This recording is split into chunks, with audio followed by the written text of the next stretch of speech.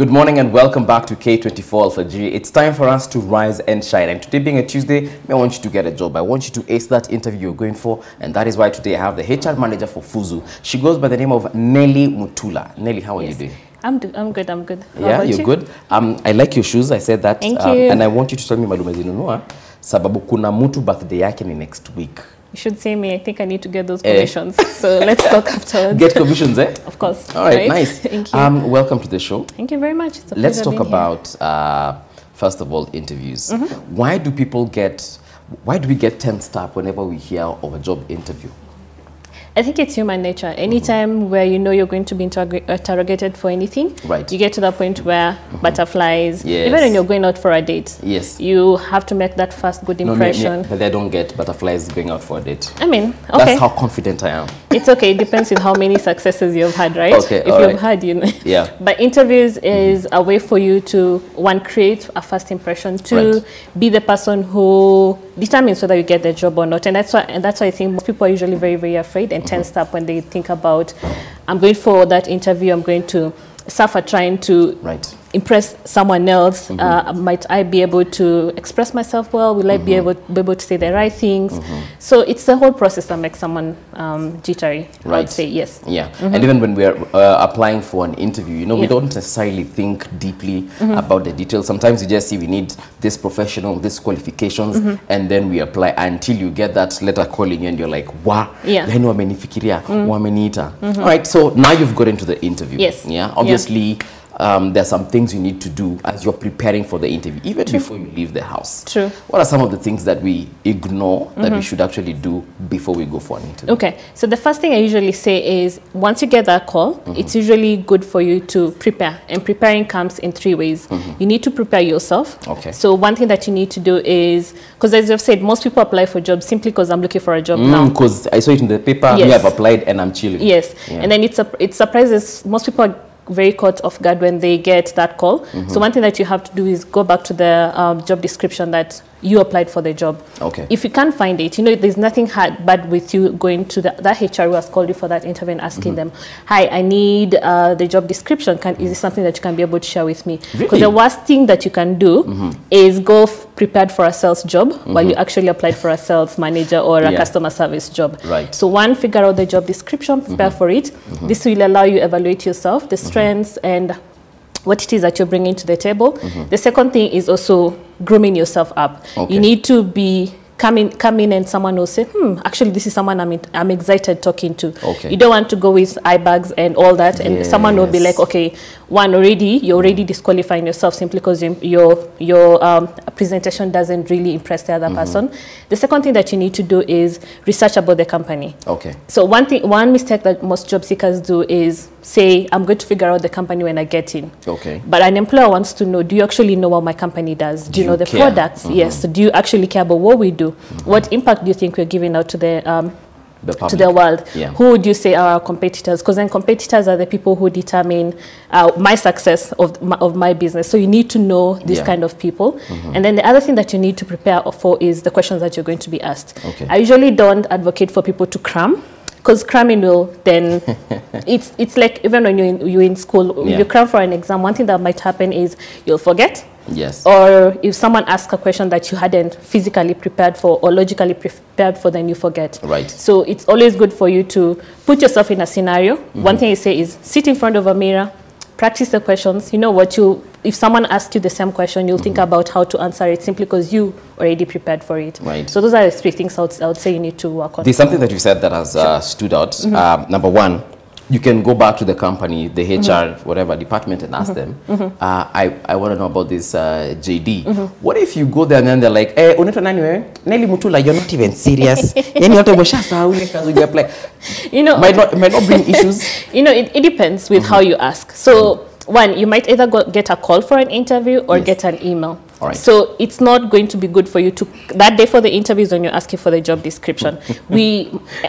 Most employers will give you either 1 day or 2 day notice, or even a week or 2 weeks. It depends on the practice they have. So once you get that email, just say, hi, do you mind sharing a copy of the job description? Right. But this is after you've exhausted all your sources, right? You need to make sure that you've checked your email, you didn't see it. You've checked if it's an online application, you can actually see it. Right. If you're using FUS, you can definitely see it. So it depends with the employer, but I say it's how you approach the HR as well. Yeah. Okay. All right. So in terms of grooming, sometimes we don't know whether to go in a suit, whether to go in a tracksuit, whether to go in, you know, a kabuti. Yeah. And nowadays we have a lot of, you know, dress codes, you know, with the changing world. So should I, depending on the job, should I go for every job interview in a suit? Even if I'm interviewing for a janitor, should I go in a suit? I mean, that's the best practice, right? Like, we're not really a suit per se, but we're very smartly. Yes. One thing I tell people is research about the company. Figure out what their culture is. But also dressing is based on two things. So one is, if you're going for an interview in the bank, if you go in wearing half a suit, so jeans and a t-shirt, right, then that's something that will automatically disqualify you, because they need someone who is very professional looking. And for them, a professional looking person is a suit. For ladies, it's a very smart skirt suit as well, or even a dress, or anything that just flows. So it needs to be something that is flowy. When it comes to other organizations, for startups or SMEs, they're not very strict about what you should be wearing. But one thing I say is play safe. Right. Just one thing that you wouldn't be disqualified for is dressing in a suit or smartly.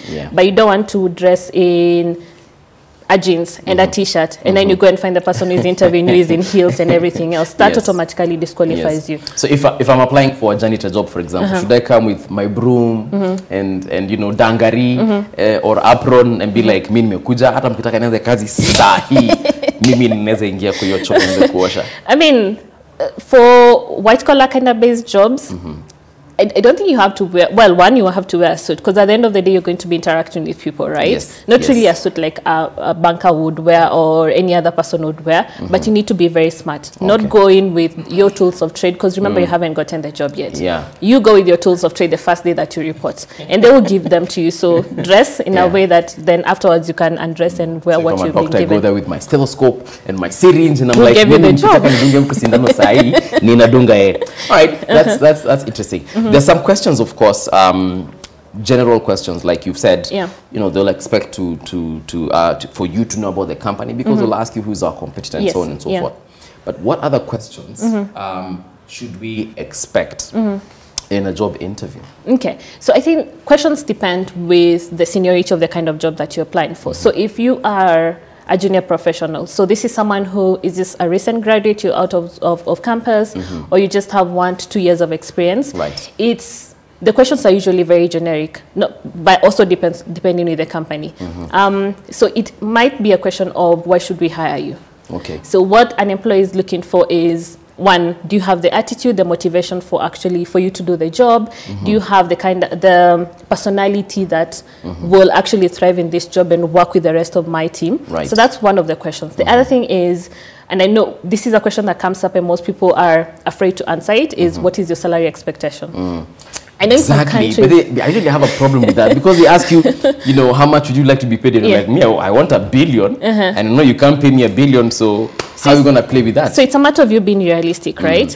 It gets to that point where if an employer asks you, what is your salary expectation? And you know very well, especially for interns, one of the problems that we face when it comes to recruiting for entry-level jobs is we ask someone who's coming in as an intern, how much do you want to get paid? Someone says 50,000. I know that's not as much, but then you're coming in for us to come and train you, for us to equip you some of the skills that you don't have now, but then you're asking for more money than we can actually be able to afford. So this question is actually to gauge whether, one, you've done research on the company, two, is whether you know your market value. So it's figuring out what are the other companies within the space that this company is working in, how much do they pay their interns. And there's nothing wrong with asking, how much are you looking to give? So it's this is a question that you can throw back to the person who has asked you. It's not a must for you to answer it. Sometimes you don't want to undersell yourself or oversell yourself. Because you might ask me, how much do I want to earn? And then I tell you, again, rough figure, 100,000. And you're thinking, wow, Mvuvi is very expensive. What's wrong with him? We can't hire him. And then you lose the job.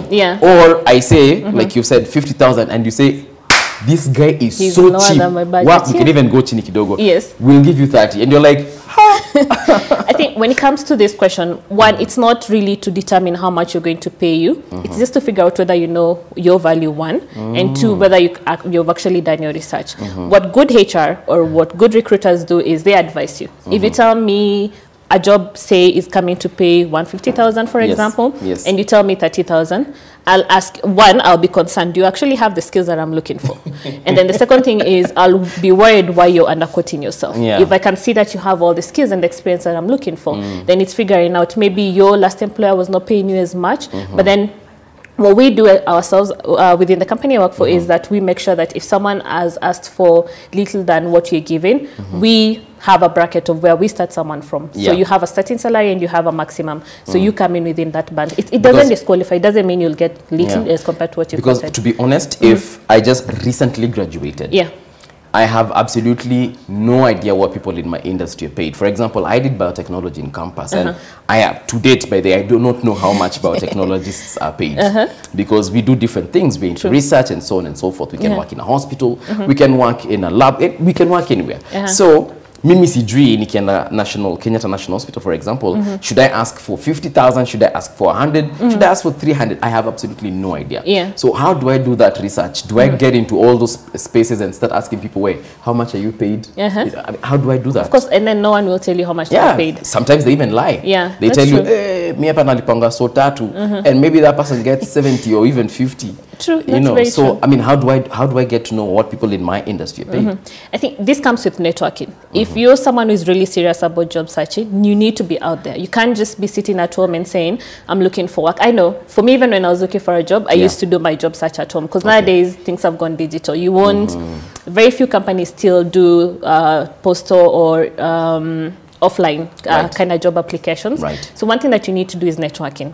And there are different sources that you can be able to use. One is either your friends. So assuming you already have a friend who's already working in biotech, you can give them a call. This is someone you're already friendly with. So this is someone who, and you don't have to ask them, how much are you getting paid? You just ask them, how much is, assuming you're going for a technical biotechnician or lab technician, I think, you ask them how much is this person usually paid within your organization.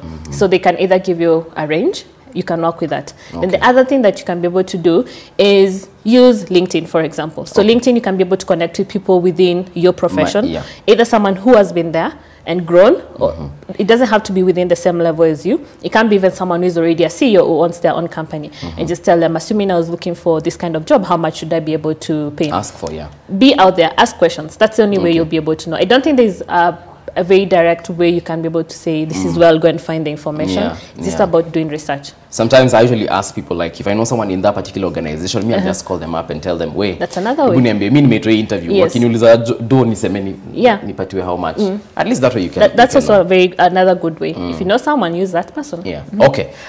There's this one question that I think people are afraid. I've never been asked, but I think it's a question that people are asked in very many interviews, where you're asked, tell us about yourself.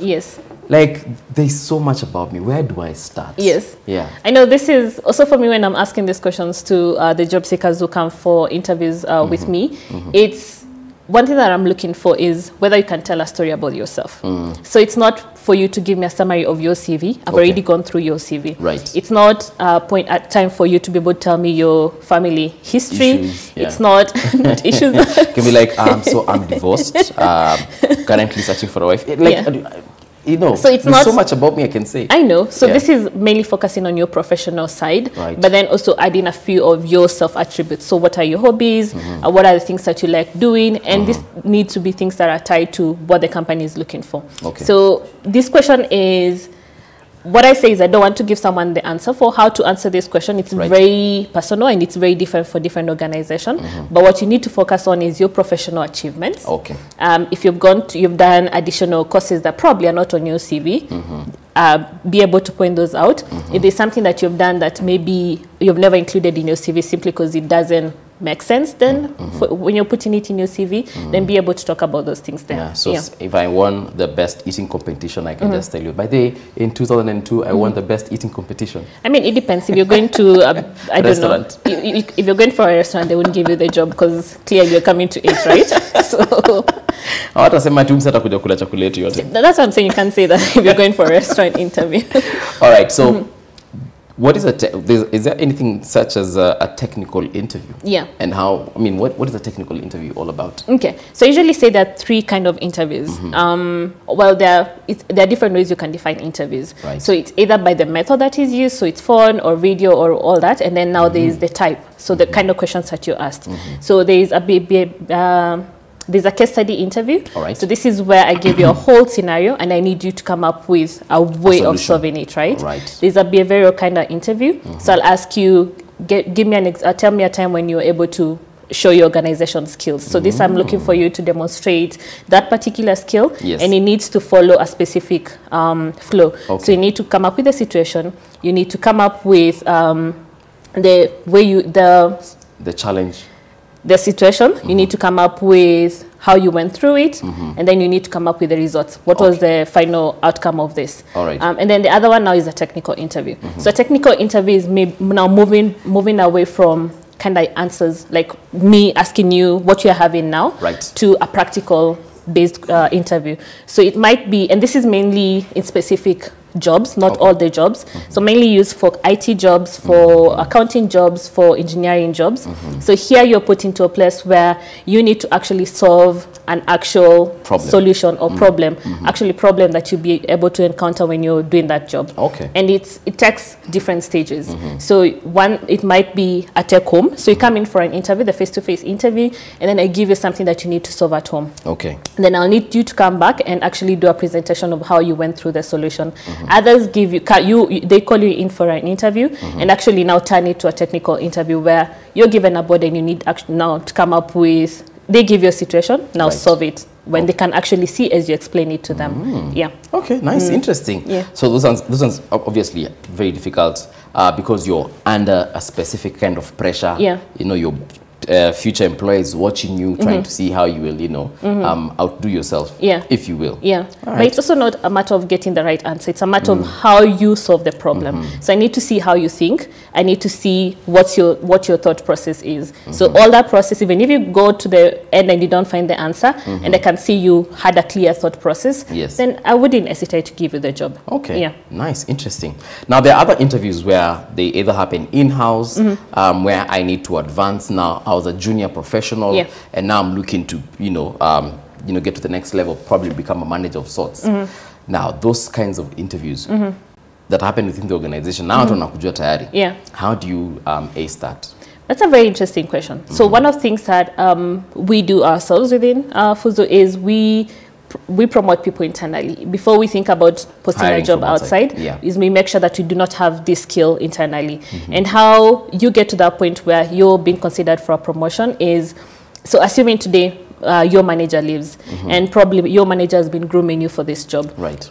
If I compare you to a candidate that is coming from outside, this candidate might probably be more qualified than you, but I'm looking at, have you been able to demonstrate that you're looking to learn within the organization? Right. Have I seen that you're someone who is very flexible and adaptable to different situations? Because they're moving from a junior professional to a manager requires different skills. Right. Have I seen that you're a people's person?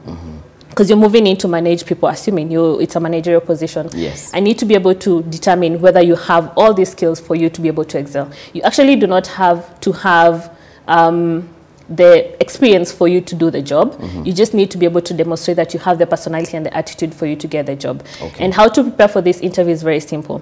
One thing I tell people is make HR your friend. We should be your friend, right? So if you see this job, you need to be able to come and ask me, what do you think I lack and I need to be working on? Okay. Or what do I have now that will actually make me have this job? And you can be able to evaluate yourself and see whether I can get the job. These are conversations we can have with HR? 100%. I don't know why people fear HR. It's because humans. HR is the person who will hire or fire you. True, but then once you've been hired, you need to build that relationship to make sure you're not going to get fired. Yeah. HR nakuja 10 o'clock till leo, so uningoje hapo kwa ofisi. Yeah. well, he or she should be your friend. Okay, so I can go to HR, Yeah. ask them all these questions, but wouldn't it look like, and even for the rest of my colleagues, doesn't it look like a competition of sorts? Because I am sure we have a couple of us in our level that want to elevate to that managerial position. Won't my colleagues start feeling like, sasa mbuvi akona kimbele mbele? Yeah. I mean, so this is where the outgoing or your people skills come in. If you have the confidence for you to come in and ask, or even talk to you, it can even be you talking to your manager. So say your manager is moving up and there's a vacancy, and you looking at moving into that place. Right. So you look at then what relationship have I been able to build with my manager? Right. And if you're able to be someone who can approach people without fearing them, then for me that's a sign that you're someone who will not cover up situations when they come up. You'll actually be someone who will be able to say, I made a mistake, and I've learned from it. Most people who are very afraid of speaking, they're also very afraid of saying when they have made mistakes. So it shouldn't be something that you're afraid of. And if you come to talk to me and another person doesn't come to talk to me and ask me what do I need to do for me to get this promotion, you're clearly having a better hand as compared to the other person. What should I do after an interview? Now we've come, we've spoken, I've left my contact, my CV, of course, mkonayo. I've gone home, it's been a week, you guys are not calling. Should I call you guys and go like, mulisahau namba yangu? Mimi ni ule mtu alikuja, nilikuwa amevaa suit ya black. I think one of the things that you should make sure you do before you leave that interview is find out the next steps. Okay. From the person who is interviewing you. So the final question should be, if the person doesn't give it, is asking them, so how soon should I hear from you? Yes. So they will give you a timeline. They'll tell you by the end of this week, in the next 2 weeks, in the next 3 weeks. So if you don't hear from them within the period that they gave you, then this is the time that you can follow up. But one thing that I also tell people to do is within 18 to 48 hours after your interview, send out a thank you email just for that person who took the time to interview you. And this is a point where you can also be able to, if you felt there's a question that you were asked that you didn't come out the way you expected it to, the answer that you gave was not the way you expected it to be, this is a point where you can reiterate it. So saying, based on this is how I'd be able to work it. For me, who is a recruiter, I'll be able to look at it and say, you know, actually this person was listening and was thinking about the questions, and they're actually concerned whether they're actually interested in this job a lot. But then if it comes to that point where you've done your 2 weeks or 3 weeks and they haven't called you, it's good for you to follow up. So now don't call them saying this is to just say, hi, my name is, I came for an interview this time. I'm just following up to see whether there is any feedback that you can be able to give me, and be very polite about it. Remember, feedback is not, an employer is not seated around just waiting for you to call them. So the same way you're sparing time to call them is the same way you should expect that they might be working on something else that they need to get back to you later on. All right. Quite an interesting conversation there. Especially from the grooming. Saa zingine unajua unafikanga maana realize wewe nimetoka madhara nimekanyanga matope. Thank you very much, Nelly. Thank you too. That was an interesting conversation. So I hope, guys, you've listened. I hope you've captured a few things here and there that you need to do, especially if you're going for an interview today. My good luck and all the best. Right now we take a short break. We'll be back on the other side with Jeff Mott and Shiko Kaitani for something that we call interactive. In case you're joining us for the first time, this is going to be 1 whole hour of nothing but pure awesomeness. So don't go anywhere. We'll be right back.